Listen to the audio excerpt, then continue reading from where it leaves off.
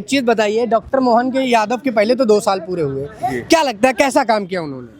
आदरणीय मुख्यमंत्री जी ने गरीब कल्याण के लिए जो योजना सतत योजनाएं चलाई हैं, हाँ। जो न कहीं ना कहीं शिवराज जी का एक लंबा मध्य प्रदेश के विकास के लेकर जो विजन था, उसको मोहन जी ने कहीं ना कहीं एक कदम आगे बढ़ाने का काम किया है। युवा हो, गरीब हो, कल्याण हो, वंचित हो, शोषित हो, उन सब के लिए कहीं ना कहीं मोहन सरकार कहीं ना कहीं बहुत सेंसिटिव है। कहीं ना कहीं अपने विचार को लेकर, अपने राष्ट्रवाद को लेकर, गरीब कल्याण को लेकर, जो अंत्योदय की परिकल्पना भाजपा का मूल उद्देश्य है, उसको लेकर काम कर रही है। पर ये जैसे मैं कई बार बयान सुनता हूँ विपक्ष के, तो उनका मानना है कि भारतीय जनता पार्टी जब से आई है तो युवाओं को लेकर बड़ा काम खराब रहता है कि युवाओं के लिए सोचती नहीं है, युवा पिछड़ते जा रहे हैं और युवाओं के रोजगार पर बात नहीं होती। मैं आपके माध्यम से उससे विपक्ष से पूछना चाहता हूँ कि आज़ादी के लगभग 70 वर्षों में उन्होंने राज्य किया।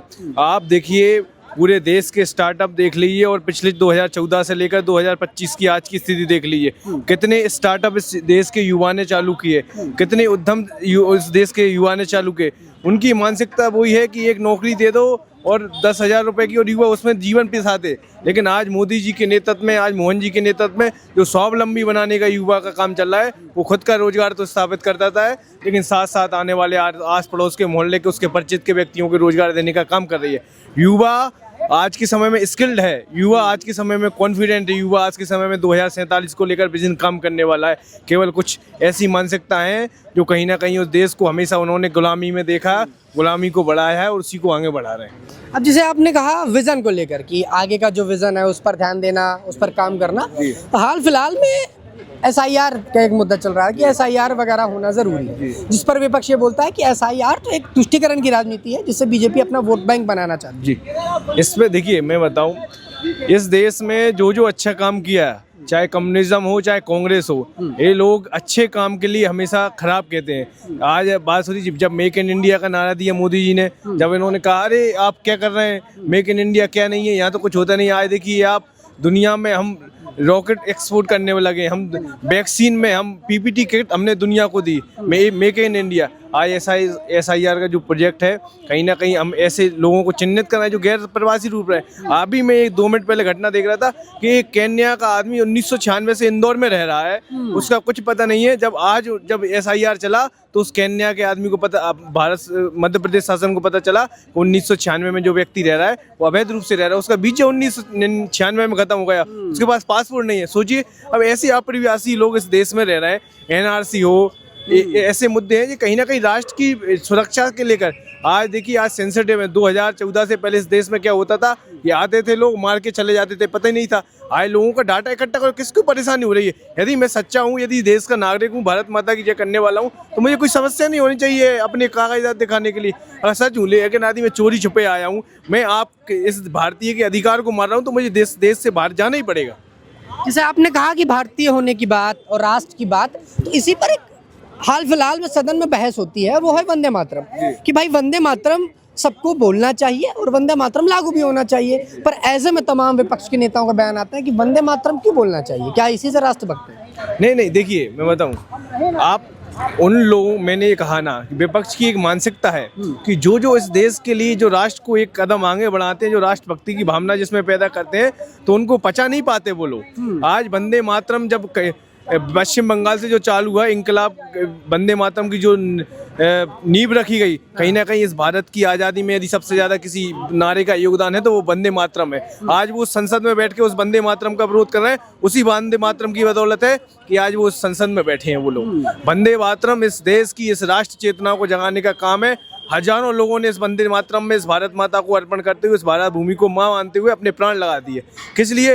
वंदे मातरम किसी विशेष धार्मिक संप्रदाय का जुड़ा हुआ है, इस राष्ट्र से जुड़ा हुआ है, इस भारत भूमि से जुड़ा हुआ है। और जो लोग इस भारत भूमि से कहीं ना कहीं तुष्टीकरण की राजनीति करते हैं, उनके पेट में दर्द होते हैं, इसलिए उनको परेशानी हो रही है। अब जैसे तमाम नेता हैं, मैं आरिफ मसूद की बात करूं भोपाल से, या मैं मदनी जैसे मौलाना की बात करूं, उनका ये कहना है कि भाई मर जाना पसंद करेंगे पर वंदे मातरम नहीं बोलेंगे। क्या है मैं बताऊं, ये लोग कहीं ना कहीं जो अंग्रेजों का एक जो काम था कि भारत को तोड़ो और शासन करो, कांग्रेस उस परंपरा को आगे निभा रही है। और जो आपने इनका माननीय विधायक का नाम लिया और जो भी जो सो कॉल्ड आपने धार्मिक नेताओं का नाम लिया, उनका रोजी रोटी इसी से चल रही है। वो यदि इस देश में मजहब की राजनीति नहीं करेंगे, देश को तोड़ने का काम नहीं करेंगे, तो उनकी रोजी रोटी बंद हो जाएगी। वो विधायक जीतना छोड़ जाएगा आसिफ मसूद, यदि वो वंदे मातरम का विरोध नहीं करेगा, यदि वो भारत का विरोध नहीं करेगा, क्योंकि उनका एक फिक्स वोट बैंक है। यदि आप भारत के खिलाफ बोलेंगे तो आपको रोजी रोटी मिलेगी, आपको फंडिंग मिलेगी, आप जीतेंगे। ये सीधा सा कॉन्सेप्ट है उन लोगों का। उनका देश से लेकर, उनको राष्ट्रभक्ति से लेकर कोई मतलब नहीं है। देश में विकास क्या हो रहा है, आज हमारी इकोनॉमी कहाँ पहुँच गई है, 11 से चौथे नंबर पे हम विश्व में ग्लोबल आ रहे हैं। उनसे इसके मतलब नहीं है, उनको ये वंदे मातरम। अरे भाई, वंदे मातरम आज से नहीं है, कब से बना है, चलता आ रहा है, हमेशा चलता आ रहा है। दिक्कत ये है कि हमने बोल दी, मजबूती से बोल दिया तो उनके पेट में दर्द होने लगा। आप सोचिए, वक्फ बोर्ड जो था, उस पर जब कार्रवाई हुई, जो अवैध जमीनें जिन पे हड़पी गई, जब उस पर तो कोई किसी ने कुछ नहीं कहा। हमारी देश में जब बाल विवाह एक कुप्रथा है, तो हमारे धार्मिक नेताओं ने भी कहा कि बाल विवाह बंद होनी चाहिए। आप युवा हैं, आपको नहीं लगता कि रोजगार पर ज्यादा बात होनी चाहिए? या कई बार राहुल गांधी बोलते हैं कि युवा बड़ा पिछड़ता जा रहा है और युवाओं को इन सब चीजों से हट के सोचना चाहिए। मैं आपको बताऊं, युवा नहीं पिछड़ा है, राहुल गांधी जी पिछड़ गए यार। अच्छा, भारतीय राजनीति में जो राहुल गांधी की जो एक परिपक्वता का जो माहौल है, वो कहीं ना कहीं वो पिछड़ गए, युवा कहीं नहीं पिछड़ा। आज मैंने आपको इससे पहले भी कहा कि आज पूरे देश में जो स्टार्टअप का एक बड़ा क्रांति आई है, स्वावलंबी की तरफ जो युवा जा रहा है। आज सोचिए कि आज इस दुनिया में रोजगार देने वाला युवा बन रहा है भारत का। आज इतने जो स्टार्टअप के, आज देखिए आप सरकारें आंकड़े निकाल के देख ली, 2014 से पहले से क्या स्थिति थी आज स्टार्टअप की, आज क्या स्थिति है। राहुल गांधी को ना तो वो खुद पास हुए, ना युवाओं को पास समझते हैं। जिस तरह से उन्होंने अपने राजा कि साई के एक जीवन में जी, चांदी की चम्मच अपने मुंह में लेके पैदा हुए हैं, वो क्या समझे युवा में क्या तरक्की कर रहा है। उनके पास जो कोर कमेटी के लोग हैं, जो आज उनको रिटायरमेंट होना चाहिए, उनको बता देते हैं कि भाई युवाओं में ये हो रहा है। अरे आप नीचे जाके देखिए ना, आप भारत जोड़ने की जब बात करते हैं, तो भारत को एक करने के लिए, कि भारत जोड़ने की जब यात्रा निकालते हैं, तो भारत जोड़ने में ये भी देखो कि इस देश के युवा ने यहाँ से इंदौर से बैठ के एक चाय वाला की फ्रेंचाइजी आज पूरे देश में निकाल दी। आप ये सोचिए, आज स्टार्टअप के नाम पे हम विश्व में नंबर 1 ग्लोबल लीडर बन रहे हैं। क्यों? क्योंकि आज का युवा मेहनत करने वाला है, आज का युवा समाज को एकजुट लेने वाला है। केवल इनका क्या मानसिकता थी कि 10,000 रुपए की नौकरी लग जाए, उसी में अपना जीवन घिसा दे युवा, और हमारे जिंदाबाद मुर्दाबाद करते रहे। और तुष्टीकरण की राजनीति इन्होंने जो कहा, वंदे मातरम बोलने से लेकर हो कुछ भी, एक भी मुद्दा यदि भारत के हित में या राष्ट्र के हित में होगा, तो सबसे पहले पेट दर्द यदि किसी हुआ तो राहुल गांधी का होगा। सर क्या मानते हैं आप, जिसे आप युवा हैं, क्या नाम भैया आपका? यशवर्धन भार्गव। भार्गव साहब, एक चीज़ बताइए, अब जैसे युवाओं के हिसाब से मैं बात करूं कि युवा को बेसिकली ये चाहिए होता है कि भाई रोजगार कहीं से आ जाए, कहीं से स्टार्टअप हो जाए, या कुछ चीज़ें गवर्नमेंट से मिल जाए। आपको क्या लगता है, क्या बीजेपी गवर्नमेंट उन चीज़ों को पूरा कर पा रही है? मेरे को लगता है कि भारतीय जनता पार्टी की जो सरकार है, मोदी जी के नेतृत्व में आज जो काम कर रही है, कि इससे पूर्व में किसी भी सरकार ने युवाओं के लिए इस तरह की सोच नहीं रखी। आज तक युवाओं को जो माना जाता था एक न्यूसेंस पावर माना जाता था, और युवाओं के लिए जो अन्य पार्टियों की सोच थी, वो ये सोच थी कि युवाओं को आप छोटा मोटा प्रलोभन देते रहो, उनके प्रति छोटी मोटी उनको जात पात की बातों के विषय में लड़वाते रहो, उनको आरक्षण की छोटी छोटी बातों पर लड़वाते रहो, कभी युवाओं के भले की बात नहीं सोची।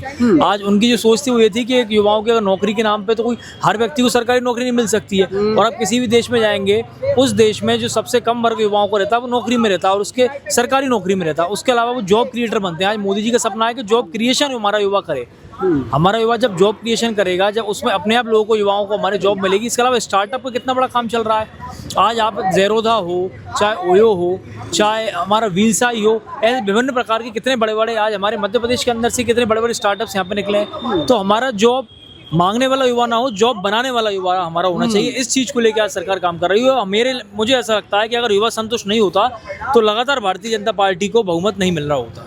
जैसे आप अब युवा हैं, आपको क्या लगता है जो वंदे मातरम जैसे मुद्दे सदन में चलते हैं और विपक्ष इनका विरोध करता है, और उनका ये मानना होता है कि वंदे मातरम से क्या होगा, वंदे मातरम बोलकर क्या होगा, आप क्या मानते हैं? मेरा ये कहना है कि किसी भी देश संविधान से चलता है, लेकिन संविधान के अलावा भी एक अलिखित संविधान होता है जो लिखा नहीं होता, जिसपे वो देश चलता है। वो उस देश के मूल सिद्धांत होते हैं, उस देश की नैतिकता होती है। तो आज हमारे देश की जो आत्मा है, जो बिना लिखा हुआ एक संविधान है, वो है हमारा आचरण, हमारे संस्कार, हमारी सनातन संस्कृति। और हमारे उस सनातन संस्कृति में भारत माता को अगर वंदे मातरम, भारत को माता माना जाता है, वंदे मातरम गीत जो भारत माता की वंदना है, ये हमारी जो एक संविधान के अंदर ही बनाई हुई चीज़ है। ये अलिखित संविधान है जो हमारे देश की आत्मा है। आज आप यूरोप जाएंगे, आज आप ऑस्ट्रेलिया जाएंगे, आज आप दुनिया के किसी भी देश में जाएंगे, तो जरूरी नहीं है कि उस देश का युवा नौकरी, रोजगार, इन मुद्दों से हटके राष्ट्रवाद और देश के मुद्दे के बारे में बात ही ना करे? क्या युवा केवल इतना सेल्फिश है?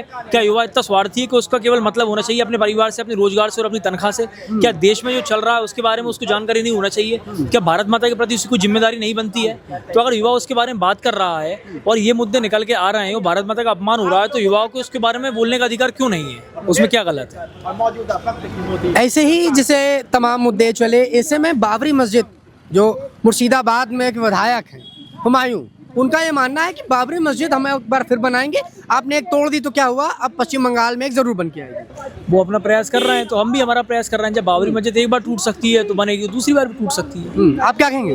देखिए, ये राम की भूमि है, ये कृष्ण की भूमि है। हाँ। यदि बाबर आएगा यहाँ मिट के ही जाएगा, है ना। हम इस जैसे हमारे यश जी ने कहा कि पहले मिटी फिर मिटेगी, ये 17 बार खड़ा करेंगे, 17 बार मिटाएंगे। जिस घर से बाबर निकलेगा उस घर में उसके मिटाएंगे हम। दिक्कत मस्जिद से है या बाबर से?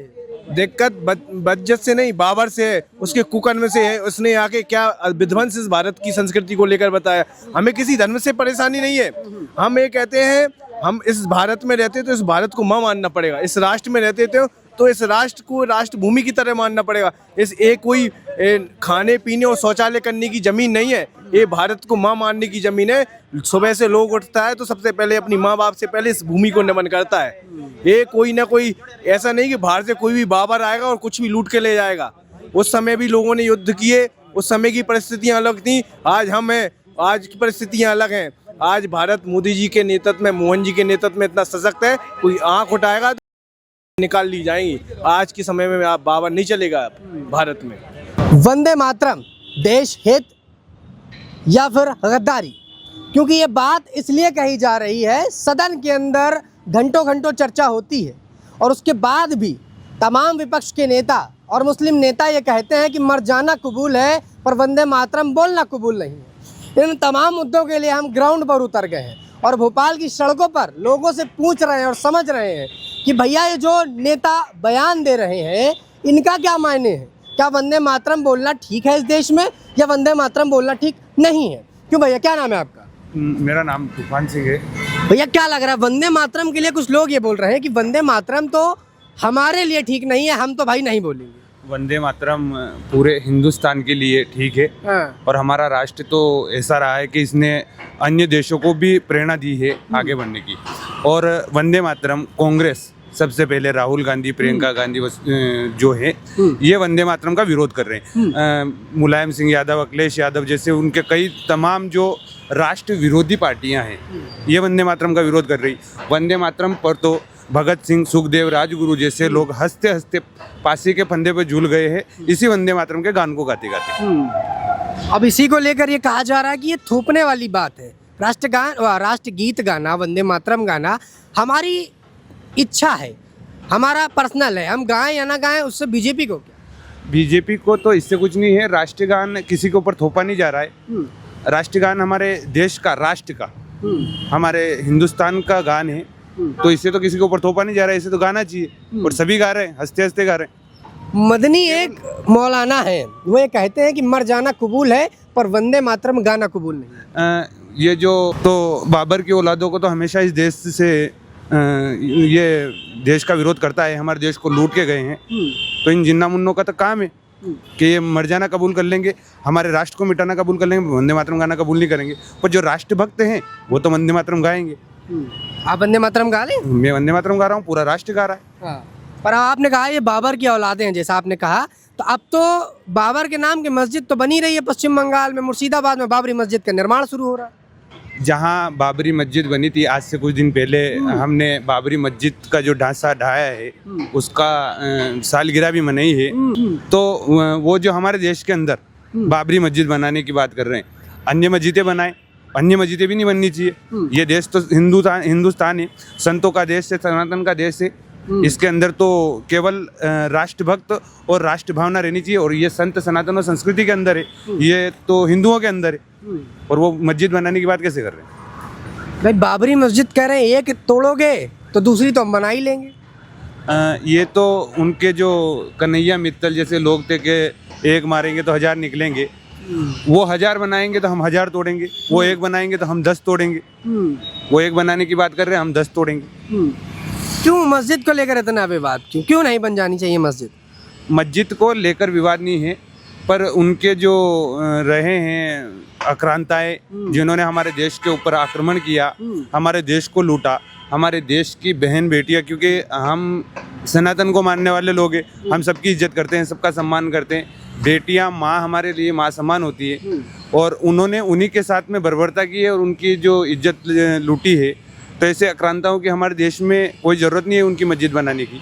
राहुल गांधी तो बोलते हैं कि ये बीजेपी की साजिशें होती हैं, जब भी चुनाव का समय होता है तो बीजेपी इन्हीं उल जुलूल चीज़ों पर जनता को भटका देती है। राहुल गांधी तो खुद ही जनता को तो कोई भटका नहीं रहा है, और राहुल गांधी तो खुद ही भटके हुए हैं, वो खुद भटके हुए हैं। राहुल गांधी कैसे भटके लगते हैं आपको?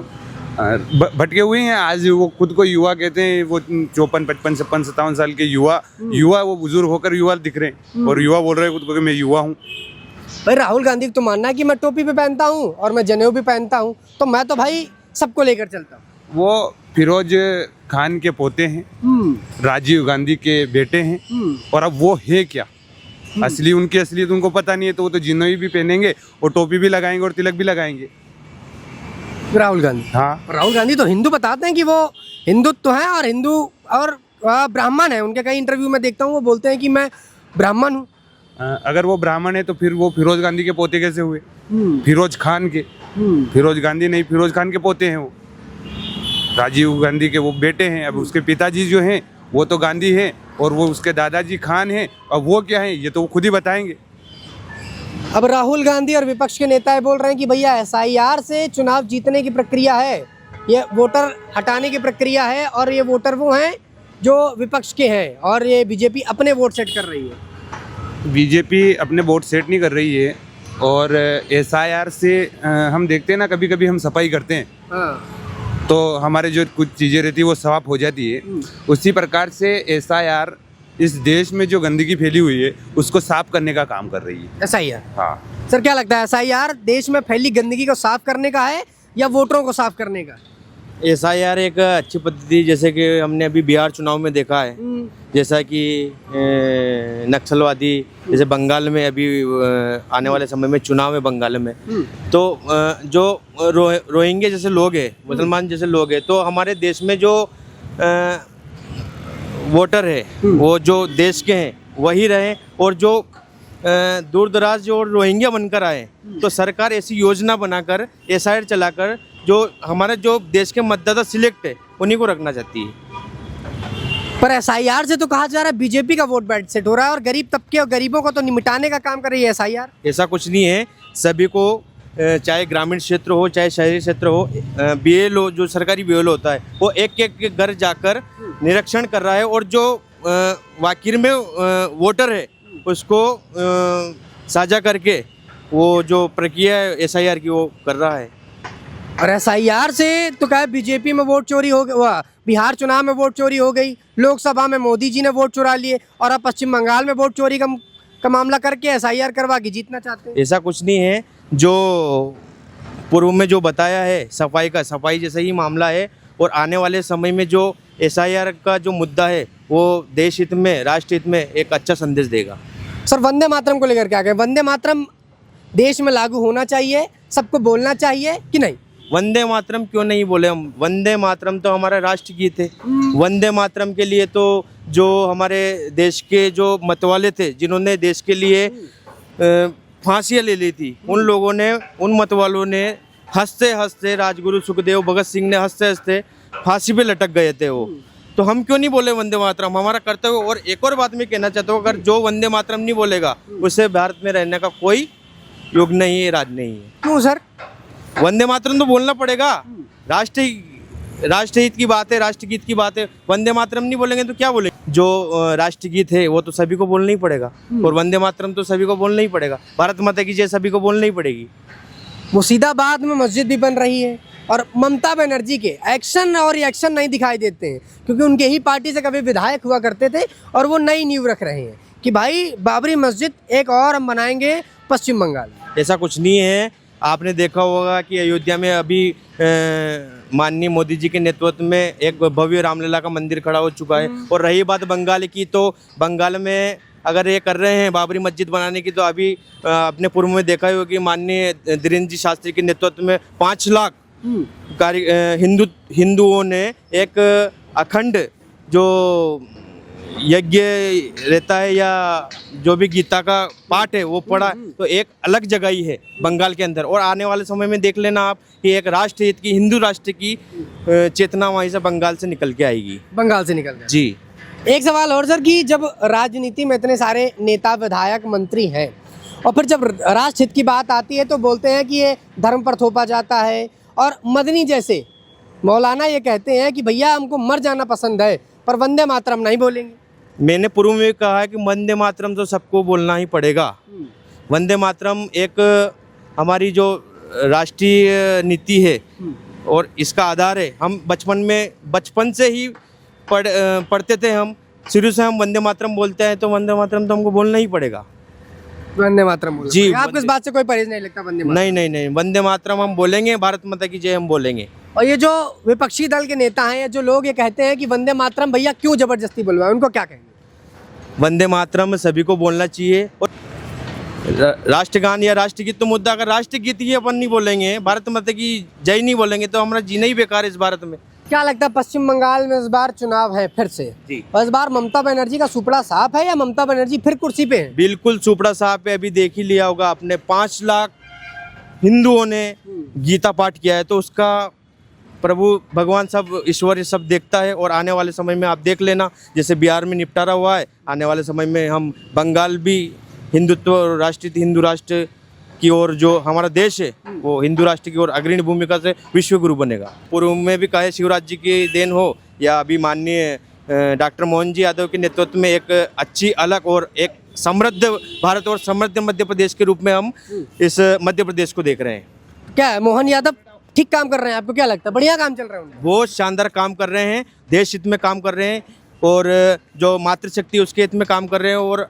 अनेकों योजनाओं से हम लाभान्वित हो रहे हैं, और मध्य प्रदेश से एक अच्छा विकसित भारत की ओर ले जाने का काम माननीय आपने SIR के फॉर्म वगैरह दे दिया? SIR जी दे दिए, बिल्कुल। आपका चला गया, उससे कोई दिक्कत तो नहीं हुई आपको? ग्राउंड लेवल में बात कोई दिक्कत नहीं आई है। और हमारे जो SIR का एक और मतलब है, जो हमारे वर्तमान में अगर हम देखें भी, तो SIR में जो वर्तमान में जो वोटर थे, तो पूर्व में जो चले गए बाहर चले गए, तो उनकी सफाई हुई ना। क्या दिक्कत है? सफाई हुई। वो क्या करते थे, जब वोट समय आता था तो कांग्रेस विपक्षी जो पार्टियां रहती थी, तो उनको पैसे और बैला फुसलाकर वोट डला देती थी, चाहे वो राजस्थान में रहो या अन्य क्षेत्र में उनको कर देती थी। तो अभी जो वर्तमान का SIR का मुद्दा चला है, तो उसमें एक ही बात है कि जो जिस क्षेत्र का है, जिस वार्ड का है, जिस गाँव का है, उसी व्यक्ति को उसे वोट देने का अधिकार है। और सक्रिय तरीक़े से जो वजूद है, जो व्यक्ति है उस घर में, वही वोट कर सकता है। फर्जी वोट का मामला खत्म हो गया बिल्कुल। मैं ये मानूं कि आम जनता को SIR से अपने डॉक्यूमेंट देने से दिक्कत नहीं है? कोई दिक्कत नहीं है, बहुत शानदार काम हुआ है।